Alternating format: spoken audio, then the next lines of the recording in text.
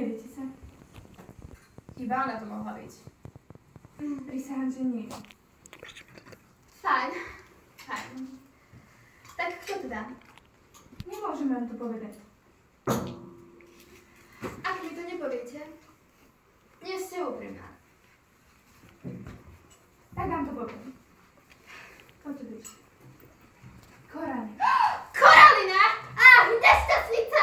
Prosím vás, nehnevajte sa, Lena. Ja by som to nepovedala, keby... Tak dobrá.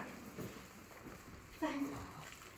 Povedzte mi, drahá, odkedy ste nevideli pána Florinda?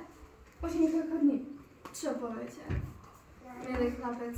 Krásny chlapec, však? Ale sadneme si. Hej, je tam niekto? Čože? Rozhovorám vás záujem o môr Florida? Nie, čo to?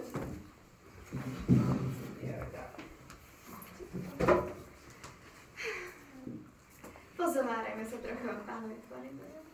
Však je to utešený chlapec. Áno, svätá pravda. Má krásne oči. Riečný chlapec. A čo pán Lelio?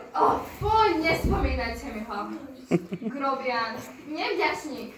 Nesmiem ho vidieť. Druhá. Ďakujem. A prečo teraz tak ohovárate pána Lelia? Veď predvčerom ste ho nevedeli inak. No, nepoznala som ho dobre. Napokon na viacočne. Eleonora. Už chápem, že ho ohovára. A vie váš otec, že Florinda sa vám páči? Nevie. Naopak, včera ma ponúkol z toho Anselma, kupcu z Hôr. A ja som mu v zlosti povedala, že si ho vezmem. Ako to teraz otcovi vysvetlíte? A nie ste vy taká drzá, do toho vás nič.